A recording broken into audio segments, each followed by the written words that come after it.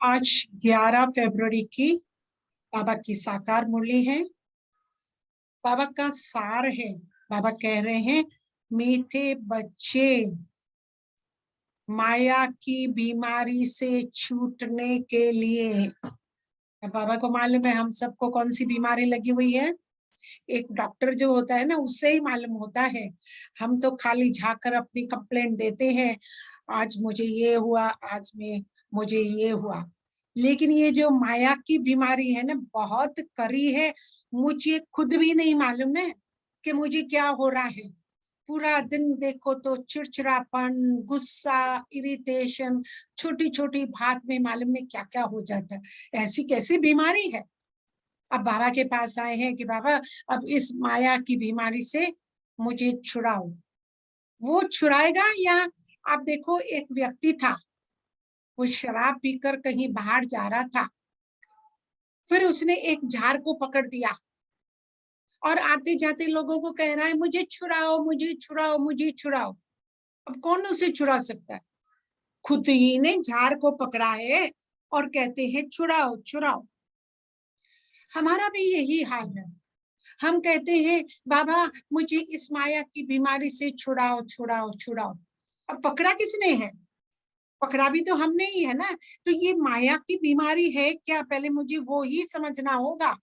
अगर मैंने अपनी बीमारी को खुद ही नहीं जाना तो मैं इससे ऊपर आ ही नहीं सकती। मैंने पहले भी ये बताया है, माया किसको कहा जाता है। 5 विकार, काम, क्रोध, लोभ, मोह, अहंकार, इसको माया कहा जाता है। अब वो मेरी बीमारी कैसे बनी? पूरा जीवन देखो तो हमारा इन 5 ही विकारों के आसपास ही घूमता है। क्योंकि हम तो देखो कितने सालों से, 63 सालों से माया के ही ग्राहक थे, माया में ही चले हैं, अपनी ही चलाई है हमने। तो ये बीमारी अब क्या हो गई है, बहुत गहरी हो गई है। अब बाबा कहते हैं, मीठे बच्चे, इन माया की बीमारी से छूटने के लिए ध्यान और योग का एप्पल रोज खाते रहो। एक दिन नहीं खाओगे तो बीमार हो जाओगे। रोज खाना ही है। वैसे भी कहा जाता है ना, a apple keeps a doctor away. तो वो एप्पल की बात नहीं है, वो तो फिजिकल हेल्थ के लिए है। लेकिन ये मेरी आत्मा की बीमारी है, मेरे शरीर की बीमारी नहीं है। इसलिए मेरी आत्मा देखो तो पूरा दिन चिट चिट चिट चिट करती रहती है। उसके लिए मुझे ज्ञान और योग का एप्पल, कुछ भी हो जाए, बीमार हो, कितने बिजी हो, लेकिन ये एप्पल नहीं खाओगे तो उस दिन आपको इरिटेशन और ये बीमारी तो लगी ही रहेगी। बाबा कहते हैं, बहुत बच्चे लिखते हैं, बाबा क्या करूं मैं, माया का तूफान तो हमको ठहरने नहीं देता। अरे, माया कोई हमसे बड़ी है क्या? वो गीत सुना है ना कि उनसे कह दो कि तूफानों से कि मेरा बाबा बड़ा है। मेरा बाबा बड़ा है, तूफान कौन से बड़े हैं? और हमें तो इनकी जानकारी तो है ना, 5 विकारों की। उस पर जीत पहना कितना आसान है। और बाबा को लिखते हैं, बाबा क्या करें, ये तो विकार हमें बहुत तंग करते हैं। बाबा कहते हैं, मैं क्या करूं बच्चे, तुमको ही तो इन पर विजय पानी है, नहीं तो पद ही भ्रष्ट हो जाएगा। अब आपको जो चाहिए वो करो। अगर शिक्षक ही अगर ऐसा कुछ काम करेंगे तो जरूर औरों को तो संशय पड़ेगा। बाबा शिक्षक आज हम सब बच्चों को कह रहा है, सिर्फ जो शिक्षा देता है वो नहीं, हम सब बाबा के बच्चे बने हैं, हम सब शिक्षक हैं। और हम जब दूसरों को कुछ भी थोड़ा नॉलेज देते हैं, लेकिन खुद तो ऐसे काम कर रहे हैं और दूसरों को ये कहेंगे तो लोगों को तो संशय तो आएगा। यहाँ कोई ज्ञान बरोबर नहीं है। खुद कहते क्या है, वो जैसे नहीं बताया स्टोरी, एक तोता है वो सत्संग में बहुत तंग करता था। रोज आकर नल पर बैठता और फिर पानी गिराकर सब सत्संगियों को परेशान करता था। एक बार जो संत थे, उन्होंने उसको कहा, तोता राम नल पर नहीं बैठो। अब तोते को तो कोई भी भाषा सिखाओ वो सीख लेता है। अब उसने भी सीख लिया। अब रोज आता सत्संग में, नल पर बैठता, नल खोलता और सबको भिगोता और फिर कहता तोता राम नल पर मत बैठ। अगर हम ही ऐसा कार्य करेंगे तो और लोगों को तो संशय तो पड़ेगा ही नहीं कि खुद की चलन तो ऐसी है, खुद तो देखो पहले और दूसरों को समझाने चले हो। बाबा कहते हैं अब सबको हेल्दी वेल्दी बनाने का एक ही भाव का ही अभी काम है। बाबा कहते हैं सूक्ष्म वतन में भी आत्माएं हेल्दी है, वहां भी कोई हमको कोई भी रोग नहीं है। सिर्फ यहाँ ही हम अनहेल्दी आत्माएं हैं। फिर मूल वतन से पहले जब आत्मा आएगी तो सुख ही देखेगी। बाबा कहते हैं बच्चे मैं आया हूं तुमको माया से लिबरेट कर वापस साथ ले जाऊंगा, छोड़ के नहीं जाऊंगा। दो प्रकार से हमें जाना है। मैंने पहले भी ये स्टोरी समझाई थी कि एक माँ के जुड़वा बच्चे थे, माँ दोनों को तैयार करके स्कूल में भेजती थी। एक बच्चा तो बरोबर जाता था लेकिन दूसरा थोड़ा नटखट था, स्कूल जाता ही नहीं था, उसको इंटरेस्ट ही नहीं था, लेकिन घर से तैयार होके जाता है तो माँ तो समझती है स्कूल जाता है। इसी प्रकार इस संसार में दो प्रकार के बच्चे हैं। बाबा ने ऊपर से भेजा है हम बच्चों को इधर कि बच्चे यहाँ जाकर आप क्या करना, अच्छे कर्म करना, अच्छा सोचना, अच्छा बोलना। अब ये स्कूल में बाबा ने हमें भेजा, लेकिन कईयों को तो ये बातें पसंद नहीं आती, वो तो स्कूल आते ही नहीं। अब जब अंतिम एग्जाम आएगा, माँ दोनों को तैयार करती है तो जो पढ़ाई नहीं है वो तो तैयार ही नहीं है, लेकिन जाना तो सबको है। इस संसार से भी हर एक को जाना है, लेकिन मैंने अच्छे कर्म किए नहीं है, अच्छे बोल बोले नहीं है, ऐसा कुछ किया ही नहीं है, इसलिए मैं जाने के लिए तैयार नहीं हूँ। पर माँ है, वो कहेगी अंत समय की रिजल्ट है बेटा, एग्जाम है, वो थप्पड़ मारकर भी भेजेगी। इस संसार में भी दो प्रकार के लोग हैं, जिन्होंने अच्छे काम किए हैं, अच्छे कर्म किए हैं, अच्छा कुछ किया है, वो तो हंस हंस कर जा रहा है, उसको कौन सी पढ़वाए, हमने तो पढ़ाई पढ़ी है अच्छी तरह और हम तो आराम से जा सकते हैं। इसलिए एक लोग हैं जो हंसकर जाते हैं और दूसरे हैं जो चमाट खाकर मार खाकर भी जाती। जाना दोनों को है, लेकिन मेरी अवस्था कैसी है। तो बाबा कहते हैं मैं ले सबको जाऊंगा, इसलिए बी केयरफुल। इसलिए आज से भी चलो, अब तक भी जो कर्म किए हैं, जो बीमारी है उसको भूल जाओ। अब भी थोड़ा समय है, उसमें भी अगर हम सुजाग हो जाए और अपने कर्मों पर ध्यान दे और इस बीमारी से छूटे, तो भी हम हंस हंस कर बाबा के साथ लौट कर जाएंगे। आज का प्रश्न बाबा ने पूछा, कर्मातीत अवस्था में जाने का पुरुषार्थ क्या है। सबसे पहले तो हमें यही नहीं समझा है ये कर्मातीत होती क्या है। वेरी डिफिकल्ट वर्ड सबको लगता है। ये कर्मातीत है, इसको कहा जाता है, देखो जो भी हम कर्म करते हैं, जब हम बहुत अच्छा कार्य करते हैं तो हमारा मन इतना खुश हो जाता है, इतना खुश हो जाता है। तो मैंने जो कार्य किया खुशी का, तो उसका प्रतिबिंब, उसका असर वो मेरे मन पर पड़ता है और मेरा मन खुश होता है। लेकिन कई बार हमारे कोई ऐसे कर्म होते हैं जो अंदर ही अंदर मुझे खाते रहते हैं। कोई ऐसे कर्म किए हैं जो मैं किसी को बता भी नहीं सकती, बाबा के आगे बोल नहीं सकती और किसी को भी बता नहीं सकती, अंदर ही अंदर अपना मन खाता ही रहता है, उसका भी असर होता है। मीन्स मैं जो कर्म करती हूँ उसका अतीत मीन्स प्रतिबिंब मिरर की तरह दिखता है। तो ये है कर्मातीत अवस्था। अब मुझे ये अवस्था क्या बनानी है। बाबा ने कहा कर्मातीत अवस्था में जाने का पुरुषार्थ क्या है। बाबा का उत्तर है, बाबा ने कहा बच्चे ऐसा अभ्यास करो। यहाँ देखो बाबा अभ्यास पर ध्यान दे रहे। Practice makes you perfect. आप प्रैक्टिस नहीं करेंगे, एक दिन करेंगे एक दिन छोड़ेंगे, फिर आपकी प्रैक्टिस छूट जाएगी। ऐसा अभ्यास करो जो बुद्धि में सिवाय बाबा के और कोई की याद ना आए, क्योंकि बाकी तो सब दुखी करने वाले हैं ना, सुखी कौन करने वाला? दुख तो हमें उनसे ही मिला है ना, माया में ही तो पढ़कर हमने अपने रिश्तेदारों से, अपने कर्मों से और अपनी सोच से ही तो दुख पाया है। और कहाँ से पाया? फिर हम उसको याद करेंगे तो और भी दुखी हो जाते हैं, पुरानी बातों को याद करेंगे फिर दुखी होंगे। इसलिए बाबा कहते हैं अभ्यास करो, दुख हरता सुख करता एक बाबा ही है, बस वो ही मेरी बुद्धि में हो और कोई नहीं। क्योंकि अंत मति सो गति, अब अंत हो चुका है, संसार का अंत हो चुका है, अब किसी भी समय ये संसार पूरा होने वाला है। तो मुझे अंत मति सो गति, अंत में हम जो स्मरण करेंगे वैसा मेरा दूसरा नेक्स्ट जन्म। अभी भी हम दुखी हैं और फिर दुख वाली बातों को याद करेंगे, अंतमति फिर हम दुख की दुनिया में आएंगे, सुख का दुनिया में नहीं आएंगे, सुख हमको मिलेगा नहीं। इसलिए बाबा कहते हैं अंतमति सो गति। जब ऐसी अवस्था हो जो बुद्धि में कोई भी याद न रहे, तब तो हर्षित भी रहेंगे और कर्मातीत अवस्था को पाले। बाबा कहते हैं जब सिर्फ मुझे ही याद करोगे, और फिर आगे बाबा बता रहे हैं तुम्हारा पुरुषार्थ है ही आत्म अभिमानी बनने का।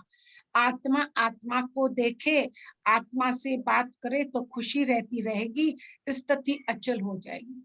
दो बातें बाबा ने कही, सिर्फ अपनी बुद्धि मुझ में लगाओ और आत्मा समझकर खुद को, औरों को भी आत्मा ही देखो। ये दो प्रैक्टिस बाबा ने आज अभ्यास करने के लिए कहा है। जब तक हम आत्म अभिमानी नहीं बने तब तक बाबा को तो याद करना भी मुश्किल हो जाता है। इन दोनों अभ्यास करेंगे तो फिर मेरे मन सदा हर्षित रहेगा। क्यों? क्योंकि बाबा की याद होगी और मैं सोल कॉन्शियस हूँ, तो मैं तो ऐसा कोई कर्म करूंगी नहीं जो मेरा मन खाएगा, या मुझे कोई बीमारी आएगी, या मैं परेशान हो जाऊंगी, या मुझे इरिटेशन होगी। मैं तो बाबा को याद करती हूँ और अन्य के साथ आत्मा आत्मा से कार्य कर रही है, तो मन सदैव खुश रहेगा। तो ये है कर्मातीत अंत समय, ऐसी हमारी अवस्था चाहिए। बाबा बच्चों से पूछते हैं, बच्चे तुम अपने को सतयुग में चलने के लायक पहले समझते हो? खुद से पूछो, क्योंकि हर एक को अपना अपना मालूम है। हमारे साथ हम जब दूसरों से व्यवहार करते हैं, ऊपरी ऊपरी बहुत अच्छा अच्छा, भले स्माइल ना आता हो तो भी मुझे मालूम है ये तो बेकार है बेकार है, पर उसके सामने तो इतना अच्छा बोलते हैं, इतना अच्छा इंप्रेशन रखते हैं। ऐसा नहीं, अपने आप से पूछो, रावण पर विजय प्राप्त की है। कहते हैं बाबा विजय पाने के लिए तो पुरुषार्थ कर रहे हैं। अब हाथ तो सब उठाएंगे क्योंकि लज्जा आएगी सबके सामने। सबके सामने बाबा पूछता है, बच्चे विजय प्राप्त कही है? तो नहीं भी किए तो भी उठाया हाथ, उठाओ जरूर। मैं तो कहती हूँ हर बार जो मुझ में नहीं है उसके लिए उठाना चाहिए। क्यों? क्योंकि एक बार मैंने दृढ़ किया कि नहीं अभी मैंने नहीं पाई है विजय, लेकिन एक न एक दिन मैं जरूर पा लूंगी। तो ये भी दृढ़ निश्चय है, इसमें भी कोई वो बात नहीं है, गलत बात नहीं है। मुझ में विकार है, फिर भी मैं बाबा को कहती हूँ बाबा मैं विजय पा ली है, तो बाबा एक न एक दिन मदद देंगे और हम पुरुषार्थ करेंगे तो एक न एक दिन हम खुद ही विजय पा लेंगे। तो बाबा कहते हैं अपनी शक्ल तो देखो। बाबा शक्ल देखने के लिए बोलते मिरर में क्या क्या देखना है वो सुनो। बाबा कहते हैं अपनी शक्ल तो देखो। कितना समय बाबा को याद करते हो? 24 घंटे में 8 घंटे चलो आप अपना कार्य करो। जो ऑफिस वाले हैं ऑफिस में जाएं, धंधे वाले धंधा करें, घर में जो माताएं हैं अपने घर का काम करे। 8 घंटे कोई भी ईमानदारी से नहीं करता है, फिर भी बाबा ने दे दिया 8 घंटे। 8 घंटे आप सो जाओ रात को, चलो बाबा वो भी छूट दे दी बाबा ने। बाकी 8 घंटे किधर है कोई हिसाब? निकालो। बाबा कहते शक्ल में देखो कितना समय बाबा को याद करते हैं। ऐसी अवस्था चाहिए जो अंत में मुझे कुछ भी ना दिखाई दे, कुछ भी याद ना आए, तब अंतमति सुगति होगी। कर्मातीत अवस्था के समीप ही जा सकेंगे जब ऐसी अवस्था हम रखेंगे। और फिर सदा हर्षित भी रह सकेंगे। जब दूसरों की सेवा करेंगे, हर्षित मुख कब बनेगा? जब हम दूसरों की सेवा। अब दूसरों की भी सेवा कब करेंगे? जब मुझ में कुछ होगा, मेरे में होगी धारणा, तब तो मैं दूसरों की कर सकूंगी। तुम रूहानी सोशल वर्कर हो, याद रखो, बाबा ने कहा सोशल वर्कर हो, रूहानी, रूहों को जागृत करना है। देह से हमारा कोई भी कनेक्शन नहीं है, क्योंकि देह के लिए तो बहुत सारे डॉक्टर बैठे हैं और बहुत सारी सलाह भी देंगे। आप देखो, जब हम हॉस्पिटल में पढ़ते हैं ना, तो आपको है ना, बिना पैसे के बहुत सारे लोग सलाह देंगे, अरे ये करते, अरे वो करो, अरे ये खाओ, अभी ये करो। वो तो इंजेक्शन सब देंगे आपको, लेकिन यहाँ तुम रूहानी सोशल वर्कर हो, तुम्हारे बिगर रूह को इंजेक्शन कोई नहीं लगा सके। गाया भी जाता है, ज्ञान अंजन सतगुरु दिया। सतगुरु ने जो ज्ञान दिया है वो हमें दूसरों को देना है। आत्मा को अब मालूम पड़ा है कि मुझे सारी सृष्टि के आदि मध्य अंत का ज्ञान मिल गया है। बाबा ने सारे का सारा सब दे दिया है हमें ज्ञान। ये आत्मा ने कहा शरीर द्वारा ज्ञान सागर को अब हमको वापस जाना है। ये बहुत खुशी की बात है। पुराना चोला छोड़कर नया चोला लेना है। इस कारण नाम ही है श्याम सुंदर। ये कृष्ण को नाम देते हैं श्याम सुंदर। ऐसा क्यों है? क्योंकि ये श्याम कब है और सुंदर कब है? अब हम आत्माएं संगम पर बाबा से जो ज्ञान ले रहे हैं, मुझ आत्मा में दिव्य गुण और दिव्य शक्तियां बढ़ती जा रही है। जितने जितने मुझ में गुण और शक्तियां बढ़ती जाएगी, उतनी मेरी आत्मा की सुंदरता बढ़ती जाएगी और लोगों को वो आकर्षण भी करेगी। न चाहते हुए भी सब लोग आपके पास आएंगे। सुंदर बनाना है आत्मा को। लेकिन शाम कब बनी? वो शाम बनी द्वापर से, जब हम बॉडी कॉन्शियस में होते हैं। धीरे धीरे धीरे वो शाम होते होते कल युग में तो काली हो जाती है। इसलिए कृष्ण के कहीं देखो मूर्तियां तो इतनी अच्छी बनाते हैं, कहीं काला भी दिखाते हैं, कहीं पत्थर की बनाते हैं, कहीं हीरे की। ये सब हमारी अवस्थाएं हैं। बाबा कहते हैं नॉलेज तो स्टूडेंट की बुद्धि में नंबरवार ही धारण होता है। कोई तो बहुत डल हेड है, टीचर कहते हैं पढ़ने वाले बहुत डल हैं, दे अभिमान है तो डल हैं। देखो उसका कारण भी बताया है। अगर मैं बॉडी कॉन्शियस में कुछ सुन रही हूँ, पढ़ रही हूँ, तो मैं डल हेड हूँ।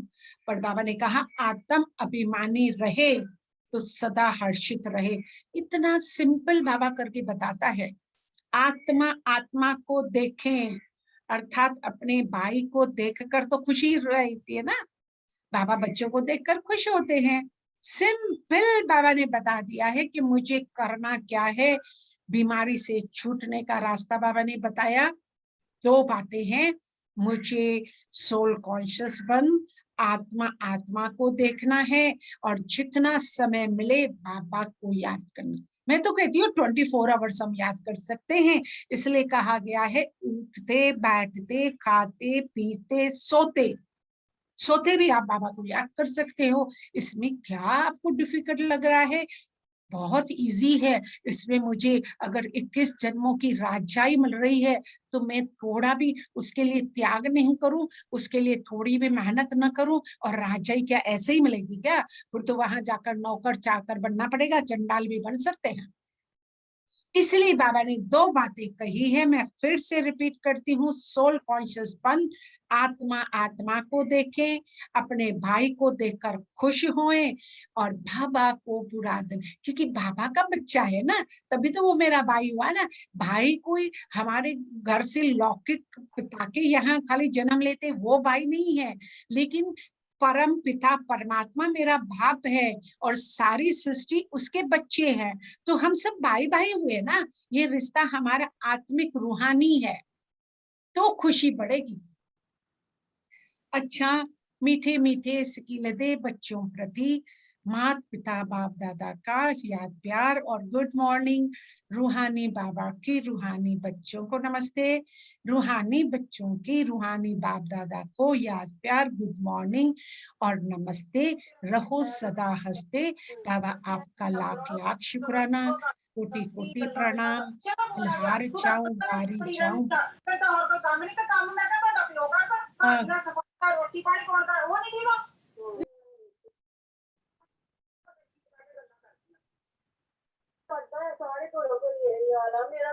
ਜਦੋਂ ਦੇਖੋ ਫੋਨ 'ਚ ਬੜੀ ਰਹਿੰਦੀ ਆ, ਜਦੋਂ ਦੇਖੋ ਅਗਲਾ ਫੋਨ ਤੇ ਅਗਲਾ ਕੁੱਕੜ ਹੋ ਗਿਆ। बाबा ने धारणा के लिए मुख्य सार 2 पॉइंट कही है। पहली है सदा हर्षित रहने के लिए आत्म अभिमानी बनना है। बाबा रिपीट कर रहे हैं, बार बार रिपीट क्यों करते हैं? क्योंकि हम समझते ही नहीं है। सदा हर्षित रहने के लिए आत्म अभिमानी बनना है। हम आत्मा बाई बाई हैं, यह दृष्टि पक्की करनी है, पक्की। अब बाबा की महिमा गाते हैं, ओम नमः शिवाय मीन्स मैं आत्मा परमात्मा को नमन करती हूँ। और फिर लिखा है तुम्हें व माता च पिता तुम्हें व बंधु च सखा तुम्हें। तो फिर हम सब उसके क्या हो गए? मनुष्य को तो ये भी पता नहीं है कि हमारा बाप कौन है। कहते भी हैं ओ गॉड फादर, बुद्धि उधर जाती है। मनुष्य प्रार्थना आदि भी करते हैं तो जानते हैं परम पिता परमात्मा सिर्फ परलोक में निवास करते हैं, बाकी उनको कोई भी नॉलेज नहीं है। हम लकी हैं कि बाबा ने आकर हमें इतना नॉलेज दिया है। दूसरी पॉइंट, रूहानी सोशल वर्कर बन आत्मा को ज्ञान का इंजेक्शन। बीमारी ऐसी है अभी गोली से ठीक नहीं होने वाला। डॉक्टर क्या करता है? पहले तो गोली देता है कि ठीक है कोई बीमारी ठीक हो जाए, लेकिन गोली से जब ठीक नहीं होता है तो कहता है बाबा आपको इंजेक्शन लगाना पड़ेगा। और अगर इंजेक्शन से भी नहीं ठीक हुआ तो हॉस्पिटल में एडमिट हो या हम सर्जरी करेंगे आपकी, तब तो आप ठीक होगे। और फिर इतना सफर करना पड़ेगा। बाबा कहते हैं सबकी रूहानी सेवा करनी है। भगवान यमाच है ना, यथा यथा ही धर्म ग्लानि। तो भारतवासी अपने धर्म की ही ग्लानि करते हैं। कहते हैं ईश्वर सर्वव्यापी है, उनको कुछ नॉलेज ही नहीं है। क्या सब में ईश्वर हो सकता है क्या? हम खाली किसी को ऐसा भी कहें, कोई जानवर से कहें कि आप ऐसे हो तो कहेंगे आप मुझे गाली देते हो। और परमात्मा को तो कण कण में, मट्टी में, गटर में, मालूम नहीं क्या क्या सर्वव्यापी कह देते हैं। कहते हैं कच्छ में है, मच्छ में है, वरा अवतार सब 24-25 मालूम ने कितने अवतार बाबा के बताए हैं। बाबा तो भारतवासी बच्चों को ही कहते हैं, क्योंकि बच्चे ही ग्लानि करते हैं ना, दूसरे तो करे ना करे, लेकिन बच्चे ही ग्लानि करते हैं। बाबा कहते हैं ठीक है बच्चे, ये भी ग्लानि जो है ना ड्रामा में नूंदी हुई है, क्योंकि उस समय आपको समझ नहीं थी इसलिए ग्लानि की, लेकिन अब तो समझ है। तब तो आप पाप आत्मा थे। पापा ने तो सबको अब पावन बनाया है, क्योंकि पतित पावन तो वो ही है और वो ही हमें पावन बनाकर विश्व का मालिक भी बनाते हैं। बलिहारी बाबा आपकी वरदान। संतुष्टता के आधार पर दुआएं देने और लेने वाले सहज पुरुषार्थी भव। बहुत अच्छा वरदान बाबा ने दिया है। आधार क्या है? संतुष्टता। फिर से मैं पढ़ रही हूँ, संतुष्टता के आधार पर दुआएं देने और लेने वाले सहज पुरुषार्थी भव। बाबा समझाते हैं बच्चे सर्व की दुआएं उन्हें मिलती है ऑटोमेटिकली लेने। आप देखो दुआएं कोई कमाई नहीं जाती है कि चलो मैं यहाँ दान दे दूं तो मुझे दुआएं मिलेगी, मैं इसको पैसे दे दूं तो मुझे दुआएं मिलेगी। दुआएं दिल से होती है, जिसकी हम सच्ची सेवा करते हैं ना, उसके दिल से ऑटोमेटिकली निकलता है। ये दुआएं चाहिए, पैसे कमाने की दुआएं नहीं है। बाबा कहते हैं सर्व की दुआएं उन्हें मिलती है जो स्वयं संतुष्ट रहकर सबको संतुष्ट करते हैं। एक ही तो गुण है, एक गुण भी क्या हम अपने में ला नहीं सकते हैं? कितना आसान है। संतुष्ट क्यों नहीं हम हो पा रहे हैं? वैसे भी बाबा ने ड्रामा का राज कहा है, बच्चे जो हो रहा है अच्छा, जो हुआ वो अच्छा, और जो होगा वो अच्छे से अच्छा होगा। इससे बड़ी आपको संतुष्टता कौन दे सकता है? इतना बड़ा दिलासा आपको कौन दे सकता है? फिर भी हम संतुष्ट नहीं रहते हैं। बाबा कहते हैं सर्व की दुआएं उन्हें मिलती है जो स्वयं संतुष्ट रहकर सबको संतुष्ट करते हैं। जहां संतुष्टता है वहां दुआएं ऑटोमेटिकली आपको मिलेगी, मांगने की जरूरत नहीं है। अब बाबा आगे समझा रहे हैं, यदि सर्व गुण धारण करने व सर्व शक्तियों को कंट्रोल करने में मेहनत लगती हो तो उसे छोड़ दो। बाबा कहते चलो यहाँ आपको तकलीफ हो रही है ना, गुण और शक्तियां अपने में धारण करने में मेहनत, उसको छोड़ दो। सिर्फ अमृत वेले से लेकर रात तक दुआएं देने और दुआएं लेने का एक ही कार्य करो तो इसमें सब कुछ आ जाएगा। हाँ बाबा सिंपल करते हैं, अमृत वेले से लेकर रात तक दुआएं देने और लेने का काम करो। अब बाबा आगे समझा रहे हैं ये दुआएं मुझे कैसे मिलेगी या मैं कैसे दूसरों को दे सकती हूँ। कोई दुख भी दे, सुनो, प्रॉब्लम हमारा यहाँ ही है, यहाँ ही जान अटकी हुई है। कोई दुख दे तो भी आप दुआएं तो दो, तो सहज पुरुषार्थी बन जाएंगे। पॉसिबल है? कोई मुझे दुख दे रहा है उसको भी मैं दुआएं क्यों? क्योंकि बाबा ने मुझे ड्रामा का राज बताया है। बच्चे, ये अंतिम समय है, अनेक आत्माएं साथ में आकर अपना हिसाब किताब हमसे चुकतू करेगी। हम कहीं बैठे हुए हैं, किसी से मेरी जान पहचान नहीं है, कुछ भी मेरा उनके साथ कोई कनेक्शन नहीं है। वो आएगा और कुछ बोल के जाएगा, अपने आप को क्या समझती है, ये करती है, ऐसा करके भी चले जाएंगे, ये भी पॉसिबल है। फिर भी क्या मेरा मूड का कंट्रोल चाबी उसके पास है? उसने कहा और मैं बिगड़ जाऊं?